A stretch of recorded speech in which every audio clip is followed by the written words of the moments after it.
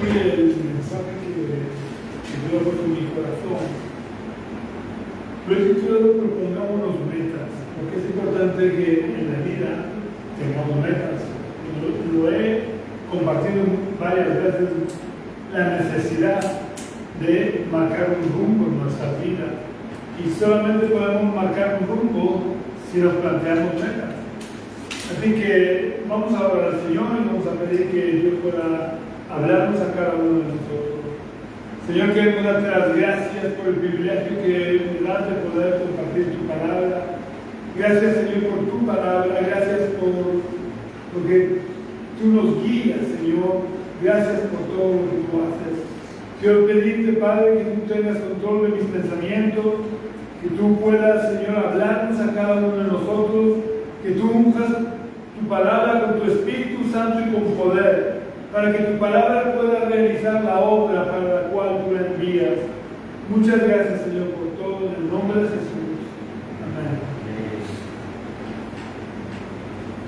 Normalmente suele ser a principios de año que solemos marcar metas para el año, pero dado que estamos a mitad del año más o menos, no sobrepasó un mes a mitad del año, creo que es un buen momento para que examinemos si estamos avanzando hacia las metas que nos trazamos o que nos pusimos a principio del año. Porque no es bueno que andemos a ciegas.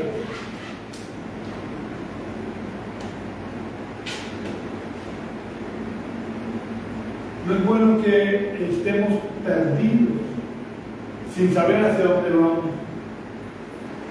Como cristianos no debemos simplemente de ir dejando pasar el tiempo, que vayan pasando los días, los meses, la semana, los meses, los años, y que todo siga igual. Necesitamos ir evaluando el camino que estamos recorriendo para ver si ese camino nos acerca a la meta y al propósito de Dios para nuestra vida, o simplemente nos mantiene distraídos. Vamos a leer lo que dijo Esteban en su defensa. Cuando Esteban tuvo que presentar defensa ante el Sanedrín, él hizo un recorrido por toda la historia de Israel. Y vamos a ver lo que él dijo en Hechos capítulo 7, versículos 2 y 3.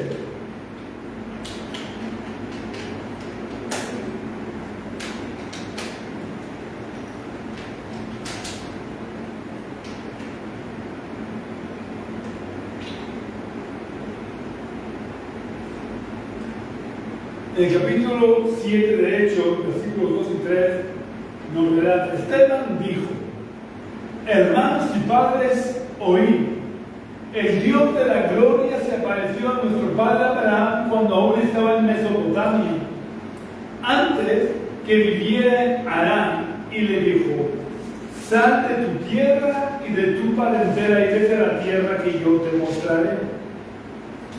Cuando Abraham salió de su tierra y de su parentela, contrariamente a lo que frecuentemente pensamos, no lo hizo a la aventura. Es verdad que cuando Abraham salió de su tierra no conocía el destino final de su viaje, pero salió con un rumbo. Abraham tenía una meta clara cuando salió de su tierra. Su meta quizás no fuera una tierra geográfica concreta, pero tenía una meta clara en su mente. Su meta era obedecer a Dios en todo lo que Dios le dijera e ir a donde Dios le dijera que tenía que ir. Y él estaba dispuesto a obedecer al punto que cuando Dios le pidió algo inconcebible como era que sacrificara a su hijo, lo que más amaba a él, Abraham estuvo dispuesto a obedecer a Dios, porque su meta, por encima de cualquier otra meta, era obedecer a Dios, cumplir el propósito de Dios para su vida. Cuando Israel salió de Egipto tenía una meta también. Su meta era alcanzar la tierra prometida. Y nosotros, en cualquier momento del año y en cualquier momento de nuestra vida, debe de ser nuestra meta la de obedecer a Dios. Aunque el camino que debamos andar sea un desierto, como le ocurrió al pueblo de Israel, con todos los problemas y dificultades que conlleva cruzar y atravesar un desierto. Pero como Abraham y como el pueblo de Israel, necesitamos tener metas. No podemos, como os decía antes, conformarnos con mirar el calendario y ver pasar los días, uno tras otro, y ya está. Como alguien dijo, es de locos seguir haciendo siempre lo mismo y esperar resultados diferentes. Si siempre nos limitamos a ver pasar los días en el calendario sin hacer nada y sin avanzar hacia una meta, nunca llegaremos a ninguna parte. Pero nosotros como cristianos tenemos que tener una meta muy clara, por encima de cualquier otra meta, que debe de llevarnos a tomar las decisiones oportunas y a realizar los cambios necesarios en nuestra vida. Me refiero a la meta de llegar a la ciudad celestial, porque nuestro destino eterno depende de que alcancemos la ciudad celestial o no. Y lo bonito de ir tras la ciudad celestial es que alcanzarla o no depende de lo que nosotros hagamos, sino de lo que Dios ya hizo por nosotros. A nosotros solo nos corresponde aceptar el regalo que Dios nos ofrece y aferrarnos a Él con todas nuestras fuerzas durante todos los días de nuestra vida. El regalo que Dios nos ofrece es el pago de la deuda que hemos contraído con Él por causa de nuestros pecados. Dios envió a Jesucristo para morir en la cruz en nuestro lugar. Porque como dice Pablo a los cristianos de Roma, en Romanos capítulo 6 y versículo 23, Pablo dice: porque la paga del pecado es muerte, pero la dádiva o el regalo de Dios es vida eterna en Cristo Jesús, Señor nuestro. Dios tiene un propósito para cada uno de nosotros en particular. Y como familia, para nuestra vida, Dios siempre tiene un propósito. Pero tiene también un propósito para nosotros como iglesia. Por lo que quiero animaros para que busquemos todos al Señor, para que busquemos a Dios y conozcamos estas metas que Dios tiene para cada uno de nosotros y para la iglesia. El pueblo de Israel salió de Egipto camino de la tierra prometida, pero no fueron a la aventura. No comenzaron a caminar hasta cansarse. Esperaron la dirección de Dios. Vamos a leerlo en el libro del Éxodo, capítulo 13, versículo 21.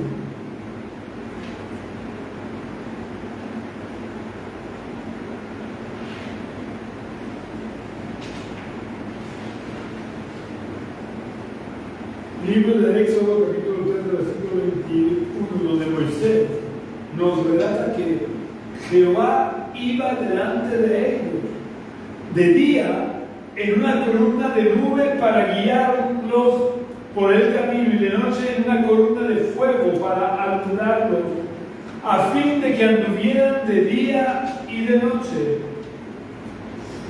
Si el pueblo de Israel se hubiera impacientado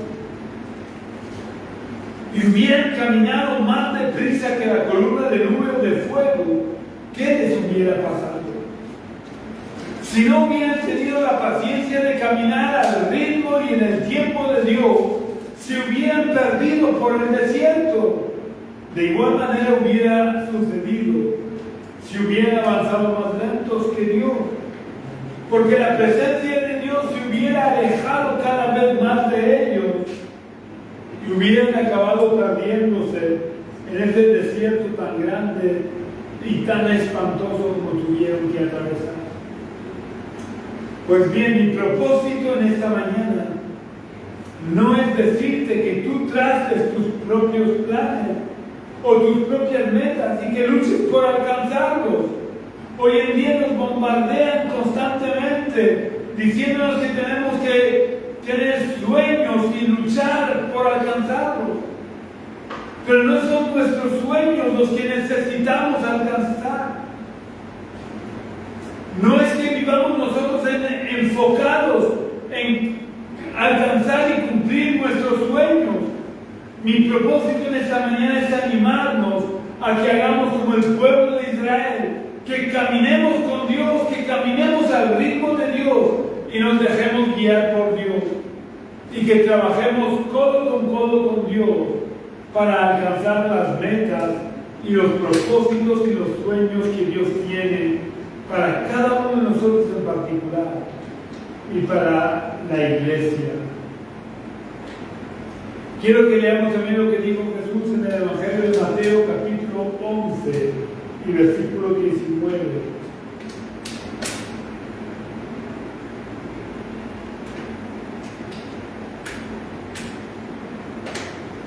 En Mateo 11, 29 dice: llevad mi yugo sobre vosotros y aprended de mí, que soy manso y humilde de corazón, y hallaréis descanso para vuestras almas.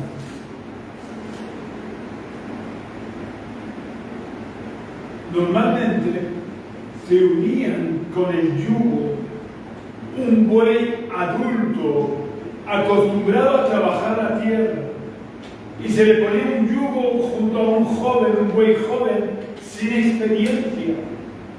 De esta manera obligaban al buey joven a ir a la misma velocidad que el buey adulto, aprendiendo a mantener la línea recta que el adulto ya sabía mantener. De esa manera el buey joven aprendía poco a poco a arar la tierra. Nosotros tenemos que llevar el yugo de Cristo para no ir más rápido que Él, para caminar en línea recta hacia la meta, que es alcanzar la estatura de la plenitud de Cristo. Y para aprender también a trabajar en la edificación de la iglesia, que es el cuerpo de Cristo, para que todos, bien unidos, podamos crecer, unidos por las coyunturas del amor.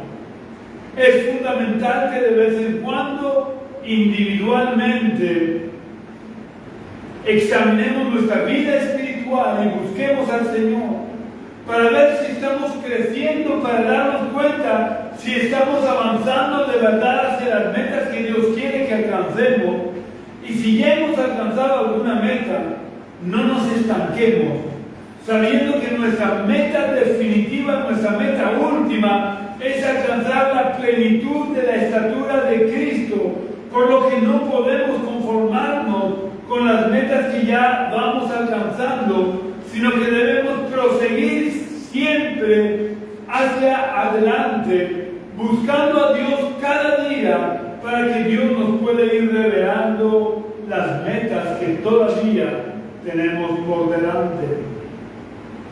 Y una vez conozcamos las metas hacia las que Dios quiere que avancemos, con la ayuda del Señor debemos crecer y prepararnos para la lucha que implica avanzar en el reino de Dios por toda la oposición que el enemigo, que nuestra carne y el mundo nos ofrece. Avanzar en el reino de Dios no es gratis. Crecer en el reino de Dios no es algo espontáneo. Hay una oposición permanente a que nosotros podamos crecer. Hay una oposición permanente frente a que podamos avanzar en el camino que Dios ha puesto delante de nosotros. Pero la oposición del enemigo, la oposición de nuestra carne, la oposición del mundo, no debe de ser nunca un obstáculo infranqueable, sino que debe de ser un acicate para que nos esforcemos más para alcanzar las metas. De nada sirve que nos planteemos metas y al cabo de poco tiempo nos cansemos de luchar y nos olvidemos de las metas.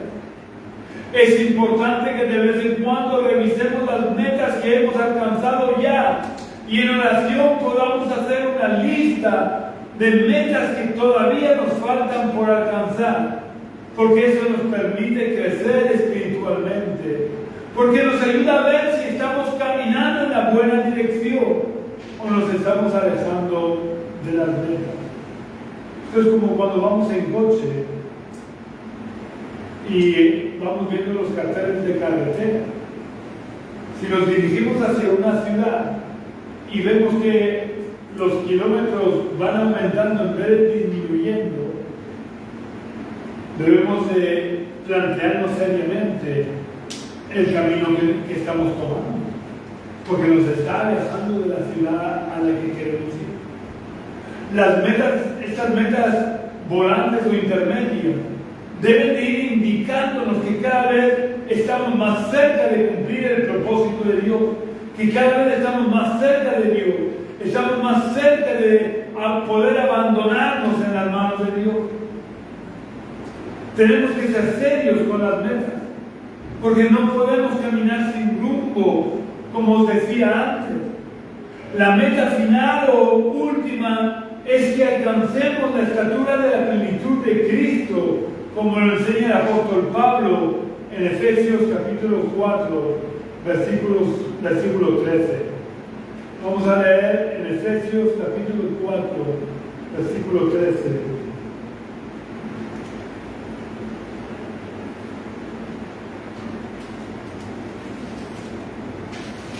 El apóstol Pablo nos dice en Efesios 4:13: hasta que todos lleguemos a la unidad de la fe y del conocimiento del Hijo de Dios, al hombre perfecto, a la medida de la estatura de la plenitud de Cristo.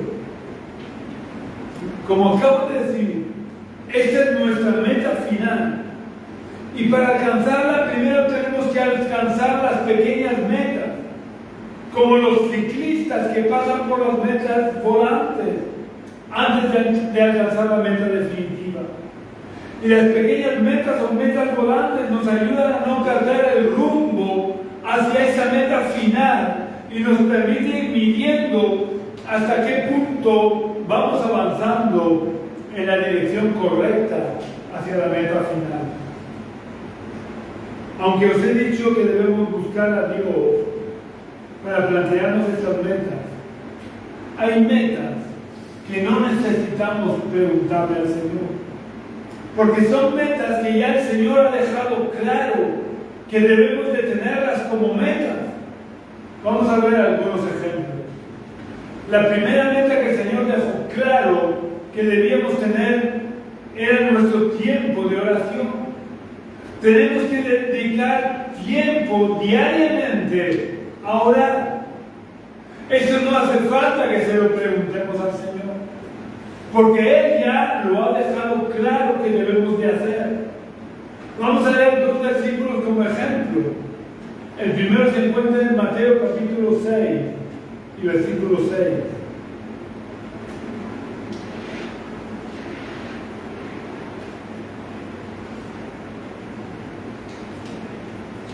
En Mateo capítulo 6, versículo 6 dice: pero tú, cuando ores, entra en tu cuarto, cierra la puerta y ora a tu Padre que está en secreto, y tu Padre que ve en lo secreto te acompañará en público. Si nos fijamos, nos daremos cuenta de que Jesús no dijo si oras, sino que dijo cuando ores, dando por supuesto que debemos dedicar tiempo a apartarnos del mundanal ruido para orar. Debemos de dedicar tiempo para aislarnos en la presencia de Dios, para que no tengamos distracciones en nuestra relación con Dios. El segundo versículo que quiero que leamos lo escribió el apóstol Pablo a los cristianos de la ciudad de Tesalónica, en Primera de Tesalonicenses capítulo 5 y versículos 17 y 18. Vamos a leer en Primera de Tesalonicenses capítulo 5 y versículos 17 y 18, donde Pablo dice: orad sin cesar, dad gracias en todo, porque esta es la voluntad de Dios para con vosotros en Cristo Jesús. Segundo que dice Pablo, ¿cuál es la voluntad de Dios para cada uno de nosotros? La voluntad de Dios para cada uno de nosotros es que oremos sin cesar y que demos gracias en todo. Por tanto, no necesitamos buscar a Dios para saber si debemos orar o no. Más bien debemos buscar a Dios para plantearnos una meta asequible de cuánto tiempo vamos a dedicar al día a la oración. No se trata de que oremos 5 horas.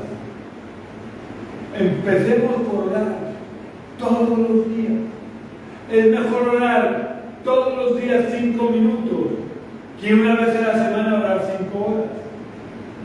Debemos de tomar el hábito de orar al menos 5 minutos, pero 5 minutos todos los días. Y cuando alcancemos esa meta, ya podemos plantearnos la meta de ir aumentando la cantidad de tiempo. Pero es necesario que nos planteemos metas de oración, porque si no, acabaremos por no orar nunca. La segunda meta que el Señor dejó claro que debíamos de tener era nuestro tiempo de lectura y meditación de la palabra de Dios. No solo lectura, sino también meditación. Tratar de encontrar lo que Dios quiere hablarnos a través de cada versículo. Tenemos que dedicar, al igual que la oración, un tiempo diario para leer y meditar en la palabra de Dios. Esto tampoco hace falta que le preguntemos al Señor si debemos hacerlo o no, porque Él también ha dejado muy claro que debemos de leer y meditar en su palabra. Por ejemplo, en el Evangelio de Juan, en Juan capítulo 5 y versículo 39, Jesús dijo: escudriñad las Escrituras, es decir, leer y meditar en las Escrituras, porque a vosotros os parece que en ellas tenéis la vida eterna, y ellas son las que dan testimonio de mí. Si nos fijamos en el tiempo verbal que utiliza Jesús, nos daremos cuenta de que esta tampoco es una recomendación que hace Jesús. Jesús emplea el imperativo, escudriñar. Y el imperativo se utiliza cuando se da una orden o un mandamiento. Por lo que tenemos el deber como cristianos de escudriñar las Escrituras, porque esta es la voluntad de Dios para cada uno de nosotros. De hecho, ya fue la voluntad de Dios para el pueblo de Israel en el Antiguo Testamento, como podemos ver en lo que Dios le dice a Josué, en el libro de Josué capítulo 1 y versículo 8.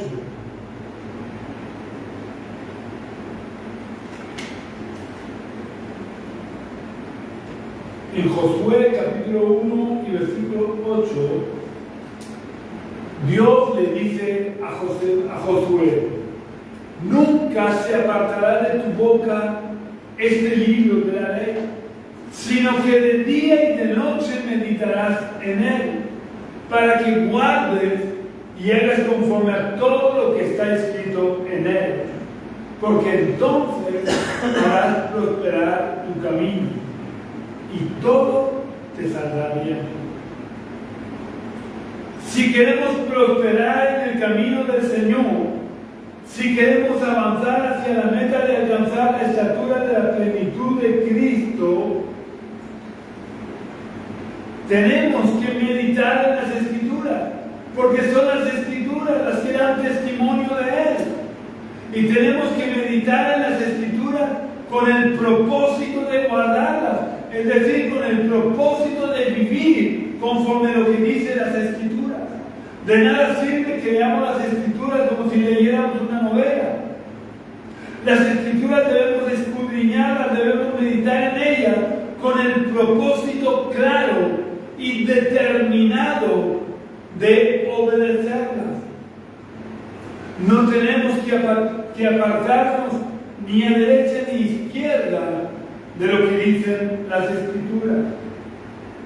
En esto, como en la oración, no se trata de que nos planteemos la meta de leer 20 capítulos, porque a los 2 días nos habremos cansado y dejaremos de leer. Ni siquiera os recomiendo al principio que sigáis esos métodos de lectura de la Biblia para leer la Biblia en un año. Porque si no estamos acostumbrados a leer la Biblia, al final nos cansaremos también y nos desanimaremos al ver que no somos capaces de seguir ese método. Y quiero decir que tampoco nos planteemos el leer un capítulo diario, porque si ese día nos toca el Salmo 117, será una maravilla, todo irá bien, porque el Salmo 117 solo tiene 2 versículos.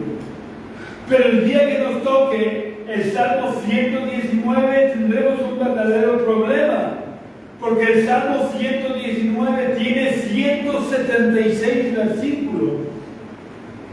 Así que lo mejor es que nos planteemos una meta de tiempo, no de cantidad de capítulos o de versículos. Tenemos que plantearnos una meta de tiempo que sea realista y que vayamos a poder cumplir la mayoría de los días. Y durante ese tiempo leamos y meditemos en la cantidad de versículos que nos dé tiempo y ya está, sin preocuparnos. Pero que meditemos de verdad en los versículos que leamos. No solo que hagamos una lectura por encima, sino que hagamos una lectura comprensiva, una lectura en la que podamos ir entendiendo lo que Dios nos pide a nosotros con esos versículos. Como en la oración, comencemos con poco tiempo. Y cuando ya tengamos el hábito de la lectura y la meditación de la Biblia, entonces aumentemos un poco el tiempo hasta que podamos leer la Biblia en un año o incluso en menos tiempo. Pero es importante, si queremos crecer espiritualmente, que nos planteemos metas que podamos alcanzar y vayamos dedicando cada vez más tiempo a buscar la presencia del Señor. La tercera meta que el Señor dejó claro que debíamos tener era la de congregarnos. Por lo que otra meta que podemos plantearnos para avanzar en nuestra vida espiritual es la asistencia a las reuniones. Debemos de intentar faltar lo menos posible. Yo sé que es imposible no faltar nunca, pero que nuestra meta sea siempre el faltar lo menos posible. Y si no tenemos reunión presencial, como ocurre con frecuencia en el verano, pues debemos de tratar de ser fieles en conectarnos en directo con el culto para poder participar de él, como si estuviéramos presentes en el lugar de reunión. Porque vamos a ver lo que dijo el autor de la carta a los Hebreos en Hebreos capítulo 10 y versículo 25. En Hebreos capítulo 10 y versículo 25 dice: no dejando de congregarnos como algunos tienen por costumbre, sino exhortándonos y tanto más cuando veis que aquel día se acerca. Vemos como el autor de esta carta no especifica los domingos, habla en términos generales, y como os he explicado en alguna ocasión, en esta época los cristianos se reunían todos los días, incluso a veces más de una vez al día, y también eran trabajadores y muchas veces más que nosotros, porque muchos cristianos eran esclavos. Yo me pongo como ejemplo Collarín, como digo a veces, porque la vida que mejor conozco es la mía, no por echarme flores, porque no soy mejor que nadie, pero nosotros cuando estamos, por ejemplo, visitando a nuestra hija, no solo vamos al culto los domingos, sino que como la iglesia del pueblo de Sagunto tiene culto los miércoles, nosotros también vamos al culto los miércoles, además de los domingos. Y si durante los días que estamos allí, la iglesia tiene alguna reunión especial, normalmente asistimos también a todas las reuniones especiales.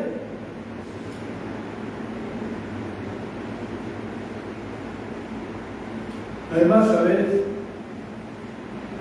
Nosotros no vivimos en un país donde se persiga el cristianismo. Pero, por ejemplo, las mujeres que se convierten en los países musulmanes, sus maridos, si se enteran, tienen derecho a pegarles una paliza. Incluso tienen derecho a matarlas.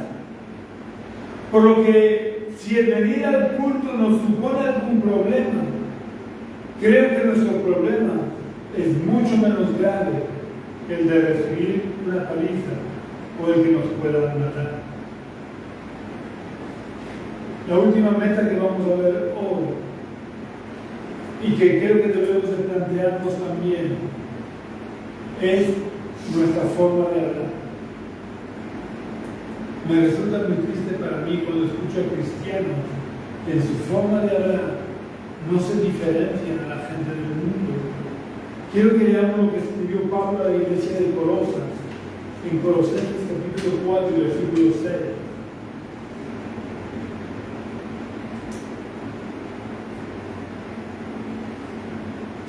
Colosenses capítulo 4 y versículo 6, el apóstol Pablo dice: sea vuestra palabra siempre con gracia, sazonada con sal, para que sepáis cómo debéis responder a cada uno.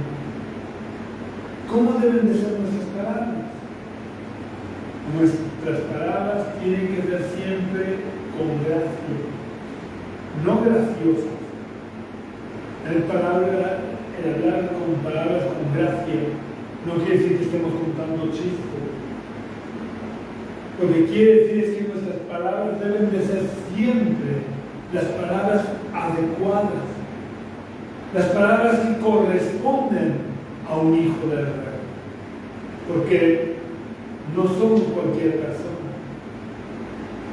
Yo estoy seguro que Leonor, la princesa de España, aunque no hayan cámaras mirándola, cuando ella habla con otras personas, nunca se olvida que es la hija del rey de España. Y nosotros no deberíamos de olvidarnos nunca que somos hijos del rey de reyes y que nuestra forma de hablar debe de ser la que corresponde a un hijo del rey. Vamos a ver cómo explica esto Pablo, porque él mismo vuelve a explicar lo que es hablar con gracia. Lo explica en su carta a los Efesios, capítulo 4 y versículo 29.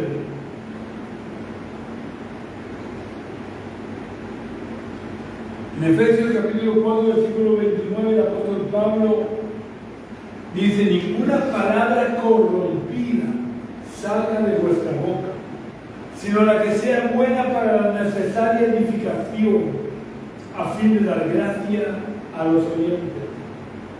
Que nuestras palabras sean con gracia implica no usar palabras corrompidas, es decir, palabras soeces, vulgares, malsonantes, Nuestras palabras deben de producir siempre edificación en aquellos que las oyen. Hay muchas otras metas que nos podemos y nos debemos plantear, pero que hoy voy a dejar para que cada uno, buscando al Señor, se plantee sus propias metas. Como por ejemplo, dejar de mentir si alguno miente, dejar de beber si alguno bebe en exceso, dejar de fumar para aquellos que dejan de fumar, dejar de ser orgullosos para aquellos que tienen actitudes orgullosas. Como iglesia también hay metas por las que deberíamos de estar orando todos y trabajando por alcanzarlas. Porque a veces orar no es suficiente. Necesitamos trabajar y luchar para poder alcanzar las metas. Por mucho que yo ore, las metas no van a caer del cielo. Tenemos que trabajar y luchar por alcanzar nuestras metas. Una de ellas, por ejemplo, podría ser que pudiéramos tener entre semana un culto de alabanza y oración. Otra meta debería de ser que la iglesia pudiera crecer, que no nos conformemos con los que somos. Y para ello deberíamos de plantearnos la meta de hablar a las personas de nuestro entorno, a nuestros conocidos, a nuestros familiares, a nuestros vecinos, a nuestros compañeros. Tenemos un montón de folletos que podemos ofrecerles y orar por ellos permanentemente hasta que se conviertan.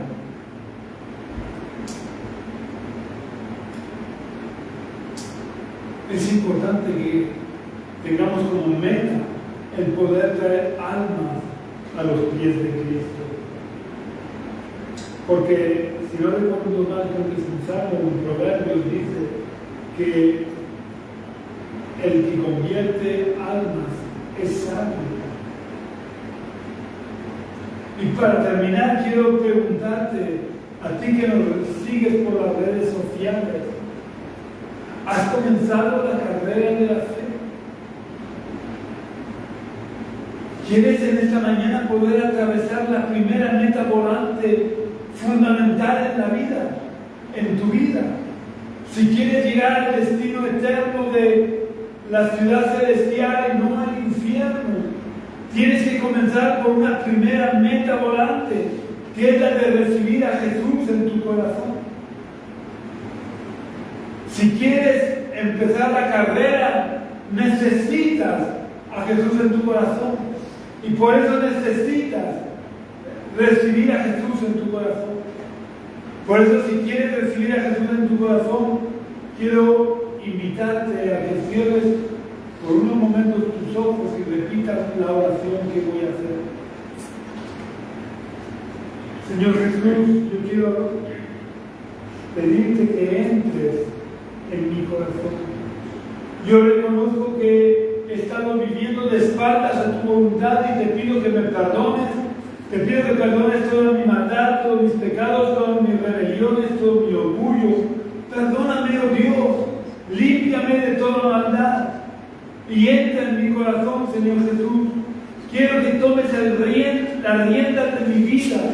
Quiero que seas esa columna de fuego que yo siga, Señor, y que tú me guíes por el desierto de mi vida.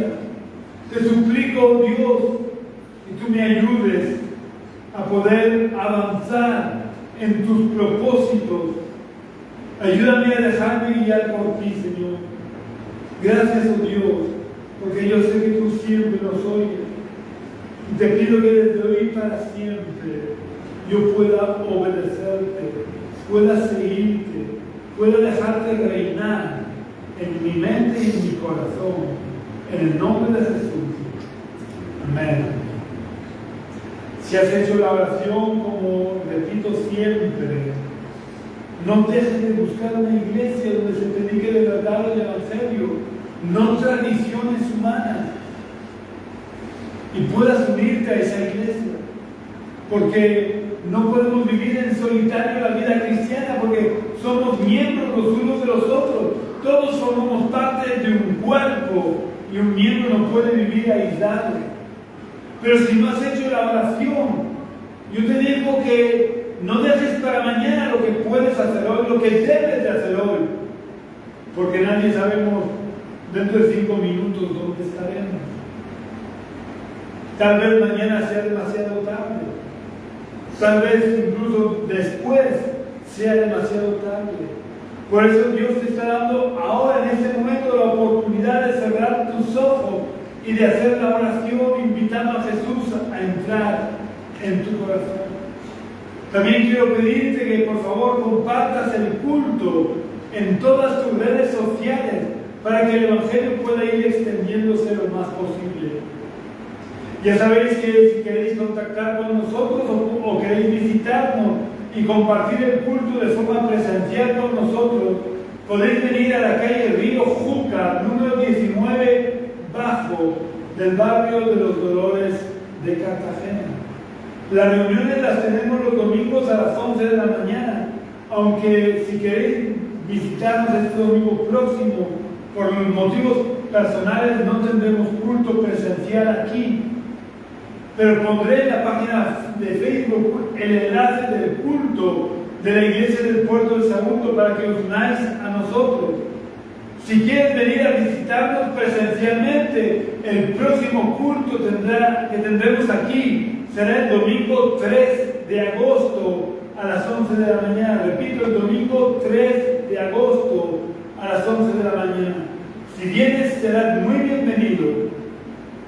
También puedes contactar conmigo a través del teléfono que figura en esta página de Facebook de la Iglesia Génesis. O puedes visitar nuestra web, que es iglesiagenesis.jindofree.com. Iglesia Génesis se escribe tal cual suena, sin acentos, sin mayúsculas. Jindofree, deletreado